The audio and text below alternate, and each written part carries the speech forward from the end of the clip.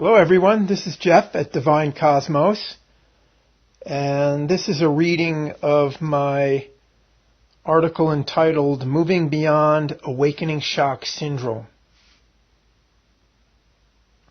One of the things that I've noticed that seems to happen to many people early in their spiritual awakening is they become hyper aware of all the lies, manipulation, and control that's been going on in the world, and they're shocked and appalled, and rightfully so.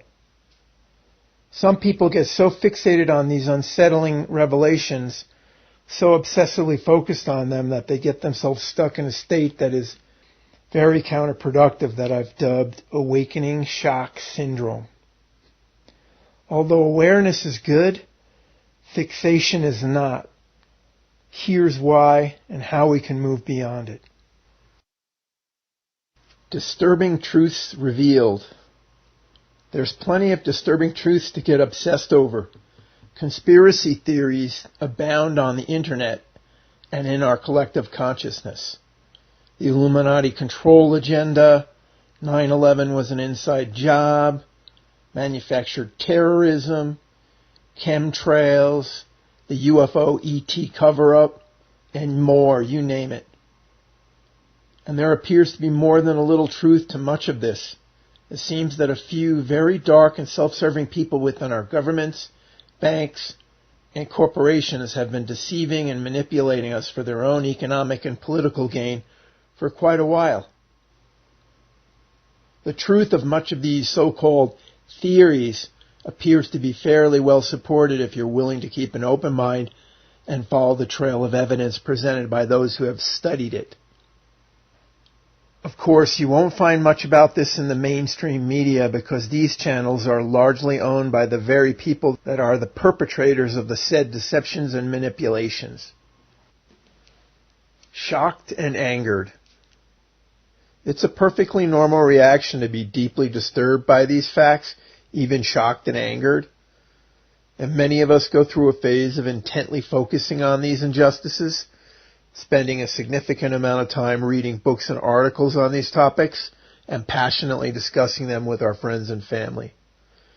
Our focus on this seems to be encouraged by more than a few websites that routinely feature somewhat sensational articles about these issues that encourage us to remain hyper-focused on them. While these websites may be well-intentioned, there's also a bit of fear sells motivation going on here more than likely. Fortunately, most of us move beyond this phase relatively quickly, choosing instead to focus on changing ourselves and envisioning and contributing to building a better world. Sadly, others get stuck in this phase, a malady that I've dubbed, somewhat tongue-in-cheek, awakening shock syndrome. These people let themselves fester on the injustice of it all and often let their imagination carry them away with thoughts of how the controlling ones might be plotting further dastardly deeds and worry about dire events coming to pass. They'll often talk incessantly and emphatically about these subjects, feeling compelled by the need to warn us. They tend to focus on fighting and stopping all the bad things that are happening in the world, yet they often have very little constructive or positive to say. They seem to like to complain and blame and are hyper-focused on the evil doers and their evil ways. Don't get me wrong. It's good that we're waking up and becoming aware of all the injustice running rampant in our world. But getting fixated on it isn't good or productive. It's distracting us from putting our full attention on envisioning and creating a better world. Moving beyond focusing on the problem. The people that get stuck in this phase lack the wisdom to realize that focusing on what's wrong is at best an ineffective way to create change. Focusing on problems rather than solutions and fighting the old rather than building the new is a well-known trap of thinking. As Socrates said, the secret of change is to focus all your energy not on fighting the old, but building the new. And anyone who understands and embraces the metaphysical laws and mechanics of reality creation, the law of attraction and more, know that what you focus on you attract, and what you resist persists. The very focus on the problem and the resistance against it potentially sustains the problem and takes focus and energy away from creating what we want, a better world. This is why it is essential that we move beyond our shock and fixation on these disturbing truths and start envisioning the better world that we all know can exist. We are creators, and we attract the essence of our most predominant thoughts into our reality. This is why one of the golden rules of manifestation is focus on what you want, not on what you don't want. Sadly, there are some who are aware of the law of attraction, yet they still remain fixated on their fears and on the problems of the world. Transcending victim mentality. One of the things that keeps many anchored and fixated on the injustices that have been perpetrated on us is victim mentality. Understand that nothing can come into your experience that you do not invite with your thoughts. This is the law of attraction. Deeply understanding this means that you fully accept that you are responsible for everything that comes into your life, whether you understand the reasons or not. If we have been deceived and manipulated, understand that we have allowed it. We allowed it by not being engaged in our political process, by not paying attention to what was important, and by not exercising our discernment. When you fully embrace your creatorship, you take full responsibility for everything that comes into your life. No more blaming, no more complaining, no more focusing on the problem, no more focusing on what you don't want. No more disempowering victim mentality. By understanding your responsibility for everything that comes into your life, you free yourself from the blame game and allow yourself to step into your true power and sovereignty. Focusing on the solution.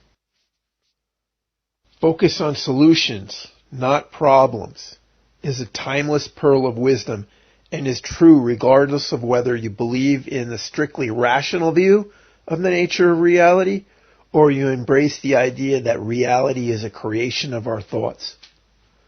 The fact that we are awakening and becoming aware of the many injustices in our world is good because only with awareness is change possible.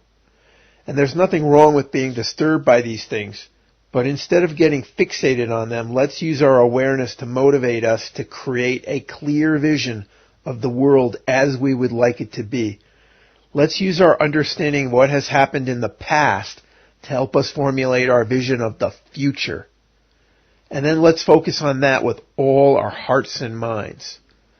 Let's envision a wonderful future and think about it, talk about it, and do whatever we can to contribute to building it. Do anything, however small. It might only be sharing your vision with others, or it might be donating money or volunteering time to your favorite humanitarian or progressive projects and organizations.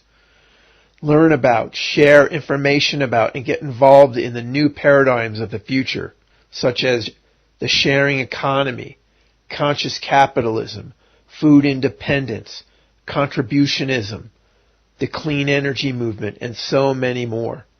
Do whatever you can and whatever interests you. The path to a better world has little to do with worrying about the injustices of the past or fighting the old, and it's all about inner spiritual growth and focusing on envisioning and building the new. Focusing on solutions, but still holding a grudge. Many move beyond the awakening shock phase and begin to focus on envisioning and creating a better world. Yet few let go of the need to fear and condemn the dark ones that have strived to control us for their own gain. A few enlightened people choose to change their perspective and see the dark ones not as evil or bad, but merely as lost souls, and they completely release their judgments towards these people. They understand that on the long and winding journey of our souls, we have all been lost to varying degrees, and we've all explored the dark side at one time or another in our many lives. They understand that we all find our way back to the light eventually, and so they choose to send unconditional forgiveness and love to the lost ones, and they invite them to join us in the light and creating a wonderful new world for all. And this doesn't just apply to the few dark ones who have tried to dominate us. It also applies to all those who have gotten caught up in the fear and the darkness. Just more lost souls on the long and winding road back to the light. Unconditionally forgiving and loving the lost ones. It is very challenging for some to embrace unconditional forgiveness and love. For many, the idea of unconditional forgiveness and love makes no rational sense at all and seems to be a recipe for getting taken advantage of. And from the purely rational perspective, this is a very reasonable response. But our rational perspective was formulated based on our observations of the surface layers of the grand illusion that we are part of, and in ignorance of the wider and deeper reality. Remember, the dark ones have souls just like us. We all joined the earth game to experience separation from our divine source, to see what it would be like and what it could teach us. The dark ones are merely lost souls, souls that have lost the connection with their divine source and cannot feel the love and light that is deep within them. We have all been lost in the game for some time now, and to varying degrees. Holding fear or resentment towards others serves no useful purpose. In fact, it's counterproductive. As Martin Luther King Jr. has said, darkness cannot drive out darkness. Only light can do that. Hate cannot drive out hate. Only love can do that. Holding on to fear, resentment, and condemnation is an energy that does not serve the highest good of yourself or anyone else.